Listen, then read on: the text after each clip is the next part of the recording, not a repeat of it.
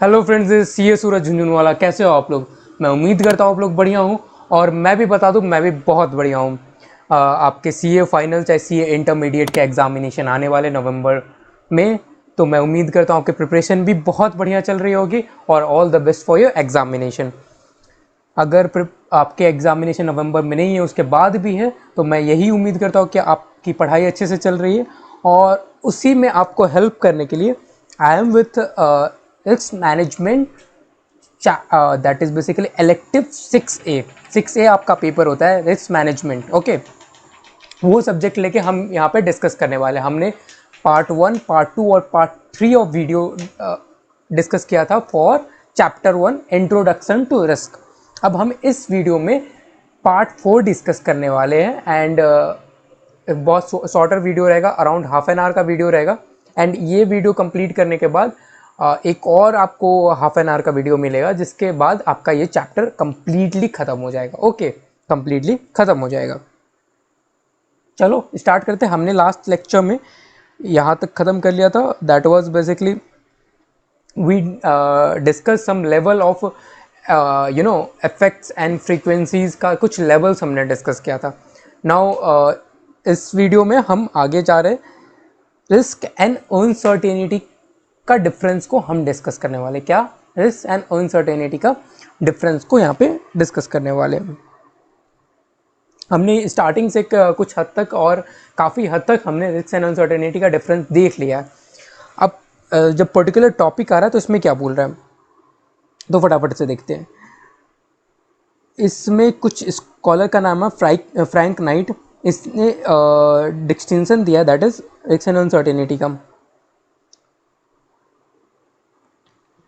Uncertainty must be taken in sense radically distinct from the familiar notion of risk, from which it has never been properly separated.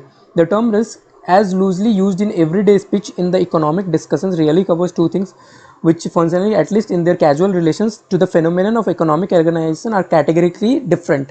The essence of fact is that risk means, in cases, quantity susceptible of measurement, while at other times it's something distinctly not of this character, and there are far reaching and crucial differences in bearing of the phenomenon, depending upon which of two is really present and operating. uh, it will appear that measurable uncertainty or risk proper, as well as we shall use the term, is far different from the an immeasurable one, that is not in effect an uncertainty at all. We accordingly restrict the term uncertainty to the cases of non quantitative types. Thus अब ये conclusion बड़ा important है। Thus, the Knightian uncertainty is immeasurable, not possible to calculate, while Knightian sense risk is measurable. तो ये line आपको बड़ा important है और ये आपको मार्क करके चलना है, जो मोरल ऑफ द स्टोरी है। ये क्या है boss? Moral of the story. तो ये आपको एकदम अच्छे से रटा हुआ होना चाहिए। तो ये बेसिकली ये बोल रहा है कि हम जो सो बेसिकली ऐसा हो सकता है, हमने अनसर्टेनिटी को देखा। अनसर्टेनिटी दो टाइप का हो सकता है, मेजरेबल हो सकता है, नॉट मेजरेबल हो सकता है। अब बॉस मेजरेबल है ना, तो हम इसे रिस्क बोलेंगे, और नॉट मेजरेबल है तो उसे हम अनसर्टेनिटी तक ही रेस्ट्रिक्ट करेंगे, अनसर्टेनिटी तक ही रेस्ट्रिक्ट करेंगे। तो ये है आपका मोरल ऑफ द स्टोरी, समझे? और अगर समटाइम्स ऐसा हो सकता है, एक जो ऊपर का पैराग्राफ में एक ये यूज़ करने का कोशिश किया था कि अगर लेट्स से आपका समटाइम्स रिस्क आपका इमेजरेबल हो जाता है, तो just because risk is immeasurable doesn't mean it is uncertainty, it is measurable uncertain. इसका मेजरेबल पार्ट जो है ना, दैट इज अनसर्टेन। तो आप ऐसे बोलोगे, rather than calling directly it as an uncertainty, you will call it measurable uncertain. Okay, चलो अब उसके बाद another distinction between risk and uncertainty is proposed by Douglas Hubbard. अब पढ़ते हैं क्या बोला है इन्होंने। Uncertainty means the lack of complete certainty, that is existence of more than one probability, मतलब एक से ज़्यादा प्रोबेबिलिटी, एक से ज़्यादा आउटकम होने का चांसेस है। मेजरमेंट ऑफ अनसर्टेनिटी कैसे होगा, आपको सेट ऑफ पॉसिबिलिटीज दिया हुआ और उसके अगेंस्ट आपको असाइन प्रोबेबिलिटीज दिया हुआ। ए होने का चांसेस 20% है, बी होने का चांसेस 30% है, सी होने का चांसेस 30% है। तो अकॉर्डिंगली अगर आपको कुछ पॉसिबिलिटीज का प्रोबेबिलिटीज के साथ असाइनमेंट दिया हुआ, that is basically uncertainty. Let's say example of 60% chance that the market will double in 5 years। ठीक है, उसके बाद आता है risk. Risk is the state of uncertainty where the some of the possibilities involve loss और catastrophe और undesirable income outcome. तो basically अब इसके हिसाब से ऐसे हो सकता है, इसके हिसाब से ऐसे हो सकता है, अनसर्टेनिटी है, ओके, अनसर्टेनिटी बेनिफिशियल है, तो ये जस्ट एन अनसर्टेनिटी रह जाता है। अब अनसर्टेनिटी में अगर आपका कुछ चांसेस लॉस होने का है, दैट इज बेसिकली रिस्क। अब कैसे हो सकता है, आपने आपका एक मैच चल रहा है इंडिया पाकिस्तान का, इंडिया पाकिस्तान का जब मैच चल रहा है तो आप, वो अनसर्टेन है कौन जीतेगा, इंडिया जीतेगा पाकिस्तान जीतेगा, that is totally uncertain. But आपका उस अनसर्टेनिटी से आपका कोई लॉस नहीं हो रहा है, इंडिया जीते पाकिस्तान जीते कोई लॉस नहीं है आपका, ठीक है। तो to that extent it is uncertain. अब एक केस मानो आपने जाके बेट लगा दिया, आपने जाके बेट लगा दिया अपने फ्रेंड के साथ कि बॉस इंडिया जीता तो मैं 100 रुपीज़ जीतूंगा, अगर पाकिस्तान जीता तो तू 100 रुपीज़ जीतेगा। सो आपका यहाँ पे अब अनसर्टेनिटी के साथ आपका एक और चीज़ क्या जुड़ चुका है, आपका अनसर्टेनिटी के साथ एक लॉस फैक्टर जुड़ चुका है, एक कैटास्ट्रॉफे जुड़ चुका है। अगर तो ऐसा होता है आपका अनसर्टेनिटी के साथ कोई रिजल्टेंट लॉस जुड़ जाए, तो उसको बोलते हैं व्हाट, उसको बोलते हैं risk, according to whom, according to Douglas ह्यूबर्ड।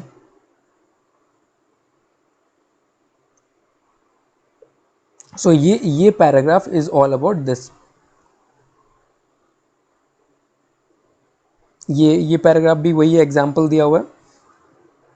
उसके बाद हमें देखना है कुछ चार टर्म को यहाँ पे डिस्क्राइब किया हुआ है, that is complexity, volatility, ambiguity and uncertainty. ये चार टर्म्स को हमको समझना है। ये चार टर्म्स बेसिकली क्या है, कॉम्प्लेक्सिटी मतलब क्या होता है, हमें कुछ चीज़ें समझ में नहीं आती या समझने में दिक्कत होती है, ओके, उस चीज़ों को डिकोड करने में हमें दिक्कत होती है, तो दैट इज कॉम्प्लेक्सिटी।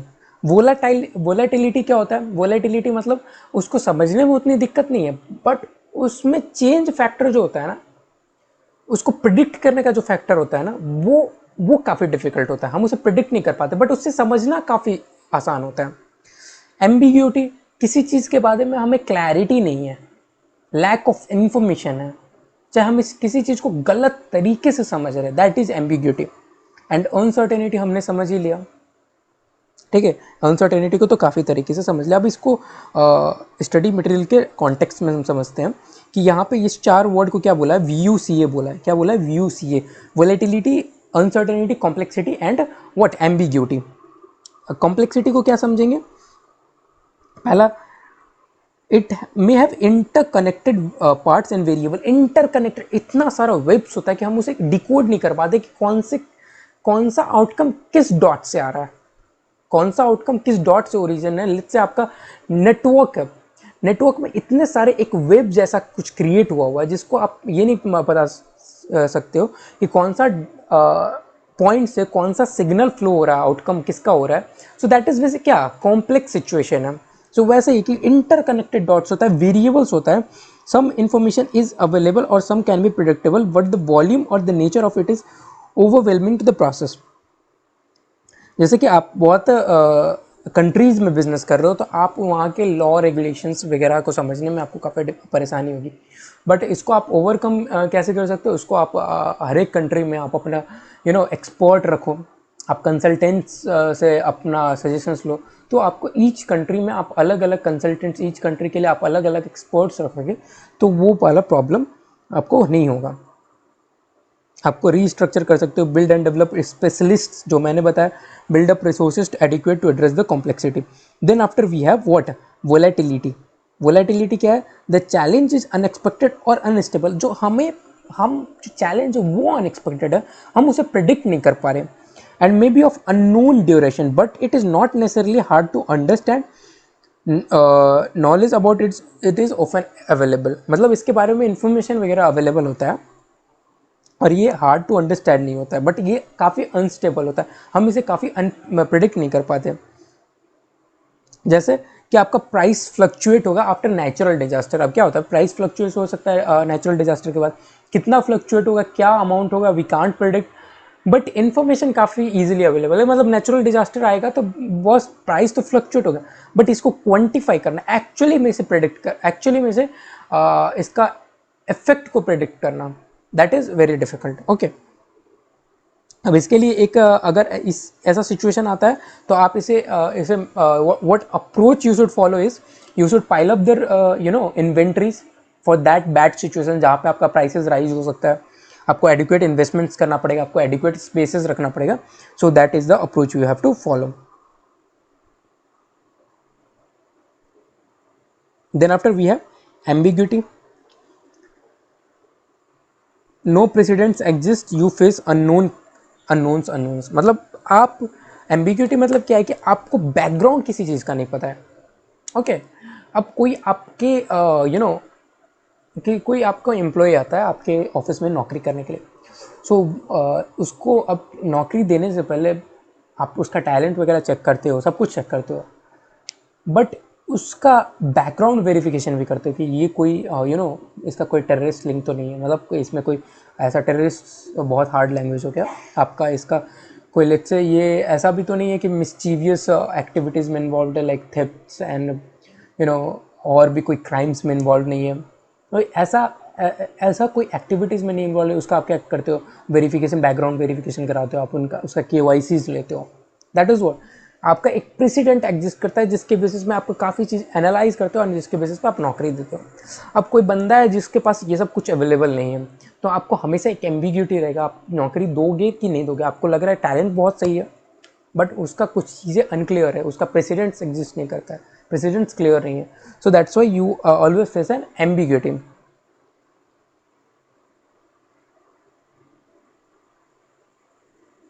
अब इसके लिए क्या होगा कि आपको अप्रोच क्या फॉलो करना पड़ेगा, एक्सपेरिमेंट, आपको काफ़ी एक्सपेरिमेंट करना पड़ेगा। अब इसके लिए हम क्या कर सकते थे, अब हमें इसका बैकग्राउंड चेक करना पड़ेगा, हम इससे KYC मांगेंगे, इसका बैकग्राउंड वेरिफिकेशन कराएंगे, हम इससे गूगल्स पे जाके सर्च करेंगे कि इसके अगेंस्ट कोई क्राइम्स तो नहीं आ रहा है। ओके, सो ये सब अप्रोच हम फॉलो कर सकते हैं। अब लेट्स से हमारा प्रोडक्ट कोई लॉन्च करने वाले, प्रोडक्ट लॉन्च करने वाले, अब हमारे पास ये एम्बिग्यूटी रह सकता है कि हाँ, अगर कोई ऐसा प्रोडक्ट लॉन्च करे जिसमें हमारा एक्सपीरियंस नहीं है, तो एक्सपीरियंस नहीं, that is it means what, no precedent exist. अब इसको हम लॉन्च कर रहे हैं मार्केट में, so what should be our approach, our approach should be कि हम एडिक्वेट इस पर एक्सपेरिमेंट करें, एडिक्वेट हम इस पर नॉलेज, एडिक्वेट रिसर्च गेन करें। Okay, then after we have uncertainty, despite a lack of other information, the events basic cause and effects are known, change is possible but not given। मतलब change possible है, but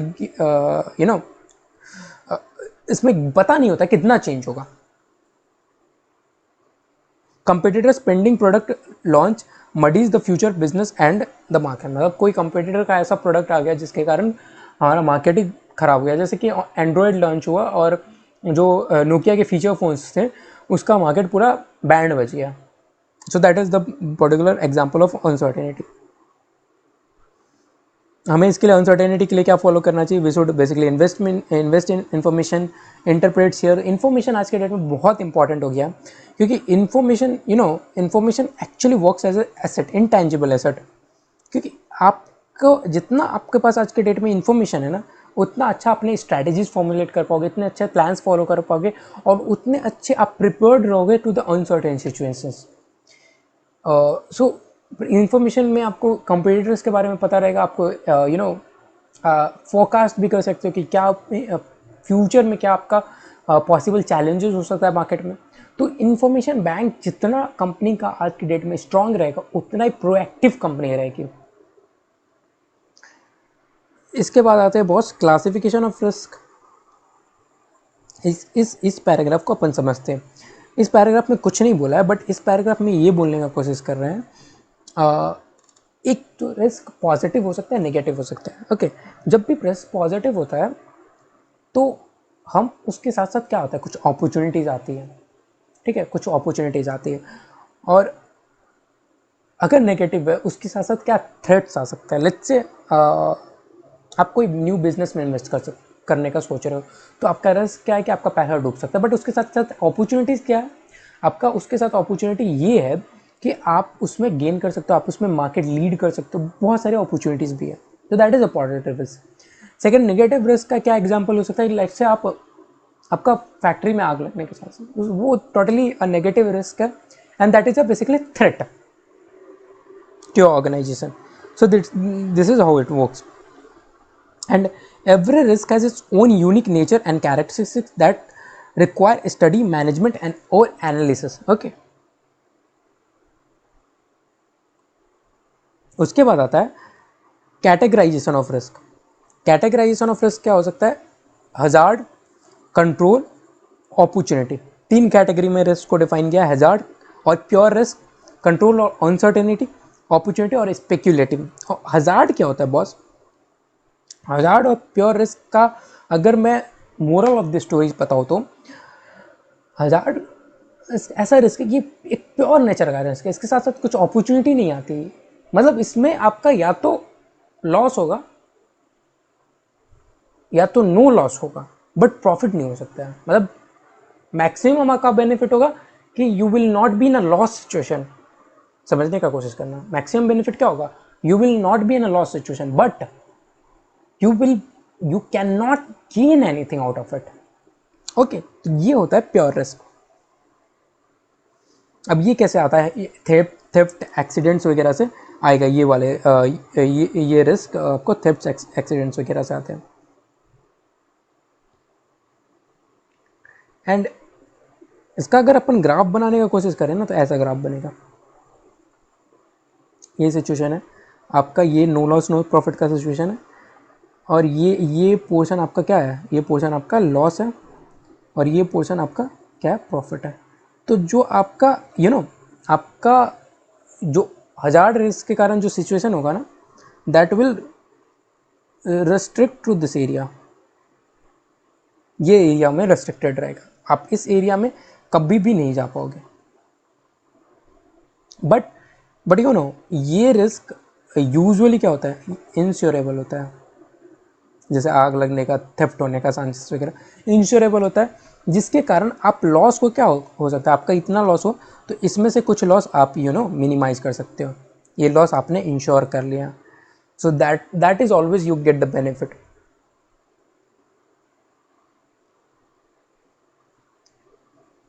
इसमें different types of pure risk है और hazard risk है। Personal risk that will be related to unemployment, property risk आपका theft, property का reduction value वगैरह से रिलेटेड है। लाइबिलिटी रिस्क के आप किसी वेंडर्स वगैरह का बेसिकली कस्टमर्स वेंडर्स से रिलेटेड जो भी आपका लाइबिलिटी वो आप मीट नहीं कर पाओ। ओके, कस्टमर्स को लेट से कोई डैमेजेस आपको नहीं पे करना, आपने लेट से कोई गुड्स टाइम से डिलीवर नहीं कर पाए जिसके कारण आपको डैमेजेस पे करना पड़ा, तो आप नहीं पे कर पा रहे हो, अपने सप्लायर्स को पेमेंट नहीं कर पा रहे हो, तो these all are what you call it, liability risk. Then after we have a fundamental risk. Fundamental risk क्या होता है, fundamental risk is a in sense is a part of pure risk. आपको ये अलग सा दिख रहा होगा but it's a part of pure risk. मैं यहाँ पे लिख भी दिया हूँ पार्ट ऑफ प्योर रिस्क, और आपने भी नोट डाउन कर लेना।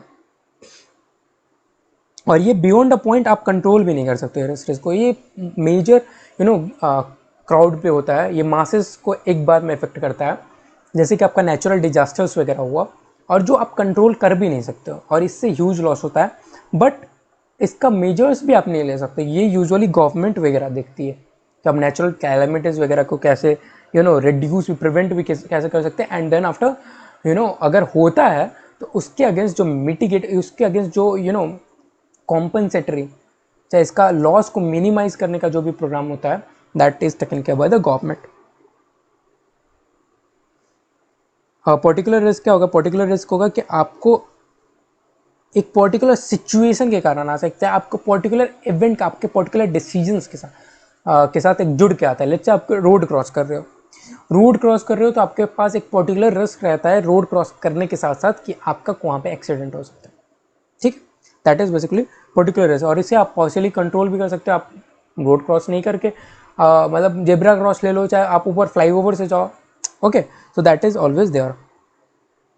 डायनामिक रिस्क की क्या होगा कि occurs due to changes in economy like fluctuation in price levels, consumer preferences, distribution of income, product development, shifts in technology, okay. उसके बाद आता है कंट्रोल रिस्क। कंट्रोल रिस्क को समझने का कोशिश करना है। कंट्रोल रिस्क क्या होता है? आपने कुछ कंट्रोल्स इंप्लीमेंट किया ऑर्गेनाइजेशन में, ओके। आपको कुछ रिस्क आपने एसेस किया कि ये चीज़ें आपका ऑर्गेनाइजेशन में गलत हो सकती है, जिसके लिए आपने कंट्रोल इंप्लीमेंट किया। कंट्रोल इंप्लीमेंट किया कि वो गलत चीज़ें नहीं हो। अब आपने बॉस कंट्रोल इंप्लीमेंट कर दिया मतलब ये नहीं कि आपका वो सारे रिस्क चले जाएंगे, वो सारे रिस्क 100% मिटिगेट हो जाएंगे, आपके कंट्रोल्स भी फेल हो सकते हैं। दूसरा क्या हो सकता है? आपने कंट्रोल अच्छे से लगाए ही नहीं थे। और तीसरा क्या हो सकता है? आपका कुछ रिस्क ही अनआइडेंटिफाइड रह गया, जिसके लिए आपने तो कंट्रोल ही नहीं लगाए थे। तो ये सारे कुछ मल्टीपल सिनेरियोज क्रिएट हो जाते हैं जिसके कारण कंट्रोल रिस्क अराइज होता है, ओके।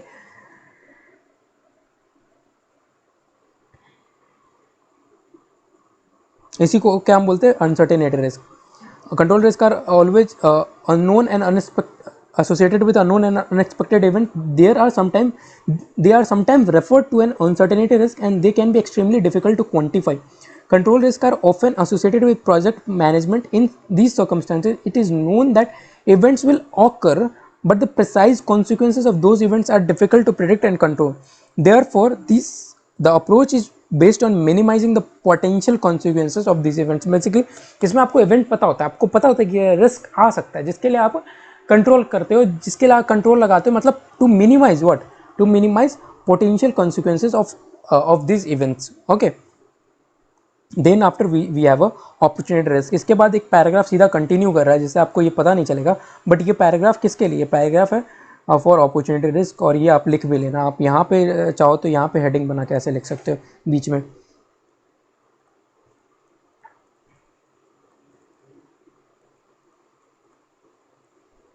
ठीक है। यहाँ पे ऐसे करके लिख लेना। There are two main aspects associated with opportunity risk.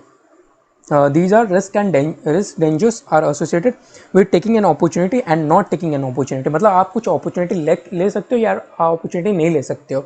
अगर लोगे तो आपके इसके साथ साथ कुछ रिस्क आ सकते हैं।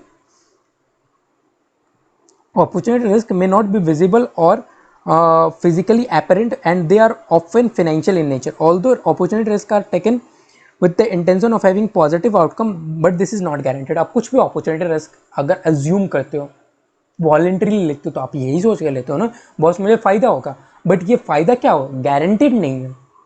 Opportunity risk for a small business include moving a business into new locations, acquiring a new property, expanding a business and diversifying into new products. इस तरीके से आप कुछ अपॉर्चुनिटी ले सकते हो और उसके साथ साथ आपको रिस्क भी आ सकता है। उसके बाद आता है बहुत स्पेक्यूलेटिव रिस्क। स्पेक्यूलेटिव रिस्क क्या है? कुछ नहीं है, बेसिकली आप कुछ चांसेस लेते हो जो आप रेगुलर डेज में आपका रेगुलर बिजनेस से रिलेटेड नहीं है, कि आप शेयर्स में इन्वेस्ट करते हो just to have a 3 possibility, loss no gain and gain. आप अपना किस्मत आजमाना चाहते हो, that is basically speculative risk, और ये इंश्योरेबल नहीं होता है। It may be noted there is no right wrong classification of risk. Risk can be grouped according to their nature, estimated cost, likely impact, likelihood of occurrence, counter measures required. ये आप various तरीके से आप risk को classify कर सकते हो कि उसका नेचर क्या है, उसका एस्टिमेटेड कॉस्ट क्या है, लाइकलीहुड इम्पैक्ट क्या है, एवरीथिंग आप एक बेसिस ले सकते हो जिसके बेसिस पे आप क्लासीफाई कर सकते हो। For example, credit risk is classified according to the likelihood of the collection of account receivables, ठीक है। आपका क्रेडिट रिस्क कैसे क्लासीफाई कर सकते हो? क्रेडिट रिस्क आप क्लासीफाई कर सकते हो on the basis of what, कि आपका अकाउंट्स रिसीवेबल्स का कलेक्शंस कैसे होगा, अगर आपको लगता है कि अच्छा होगा, रिस्क कम है, अच्छा नहीं होगा तो आपका रिस्क ज़्यादा है। The most important issue The most important issue is that the organization adopts the risk classification system that is most suitable for its own circumstance. ये बहुत इंपॉर्टेंट लाइन है कि आप practically basically, may be not from the examination point of view, but practically बहुत important line है कि आप जब अपने रिस्क क्लासिफिकेशन करते हो ना, तो आप एक बुक उठा के, सीए फाइनल का बुक उठा के, और ऐसे नहीं देखोगे क्या क्या क्लासिफिकेशन का तरीका दिया हो, उसके बेसिस पर अपन क्लासीफाई कर लेते हैं। नहीं, आपको देखना पड़ेगा आपके ऑर्गेनाइजेशन के बेसिस पे आपको कैसे क्लासिफाई करना चाहिए। आप हो सकता है आप प्रायोरिटी बेसिस पे कर लो कि आपका ये रिस्क को सबसे ज़्यादा फोकस देना है, तो ये एक ए कैटेगरी हो गया, बी कैटेगरी हो गया, सी कैटेगरी हो गया, डी कैटेगरी हो गया, और उसके बेसिस पे आप उसको उसके अगेंस्ट मेजर्स लो। Okay, risk when occurs with no changes in the economic are called as static risk. ये आप यहाँ पे एक बीच में घुसा दिया है, ये आप यहाँ पे हाईलाइट करके रखना। अगर तो ऐसा कुछ रिस्क है कि आपका इकॉनमी पूरा एज इट इज़ है, आपके सराउंडिंग्स में कुछ भी चेंज नहीं, फिर भी आपको कुछ रिस्क फेस करना पड़ रहा है, दैट इज स्टैटिक रिस्क। मतलब लेट्स से आपका फैक्ट्री में आग लगने का चांस है, आपका इससे इकॉनमी का दूर दूर तक कोई लेना देना है, पूरा इकॉनमी अगर एक ठहर जाए फिर भी आपको ये रिस्क रहता है। So this is what static risk. Such static risk are more insurable होने का चांसेस होता है देन डायनेमिक रिस्क। अब इसको एक एग्जांपल के थ्रू आपको opportunity risk, hazard and operational risk और कंट्रोल रिस्क को समझाने का कोशिश किया। अपॉर्चुनिटी रिस्क कैसा हो सकता है, इस एग्जांपल को मैंने समराइज किया और आप भी प्लीज़ नोट डाउन कर लेना। अगर आपको टाइम नहीं मिलता नोट डाउन करने का तो एक बार वीडियो को पॉज करके फिर नोट डाउन कर लेना। ओके, बट नोट डाउन जरूर कर लेना क्योंकि एग्जामिनेशन पॉइंट ऑफ व्यू से आपको एकदम से क्लिक करेगा।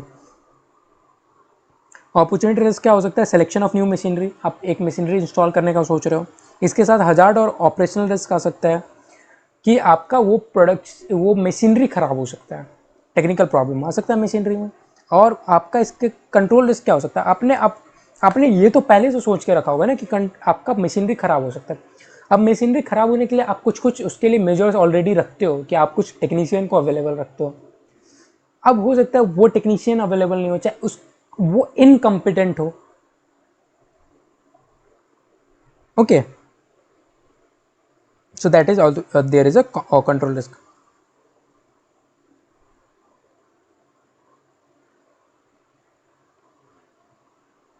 ठीक है, I guess this is sufficient for this video. Next video में हम लोग टाइप्स ऑफ रिस्क डिस्कस करेंगे। And thank you so much, bye bye. जरूर अगर आपको ये वीडियो पसंद आया हो, समझ में आया हो, तो ज़रूर इसे लाइक करना, सब्सक्राइब करना, और जो भी फीडबैक हो, जो भी आपका क्वेश्चन हो, तो आप कमेंट बॉक्स में ज़रूर कमेंट करना। Thank you so much, see you in the next video, part 5 of chapter 1। तब तक के लिए bye bye, tata, take care.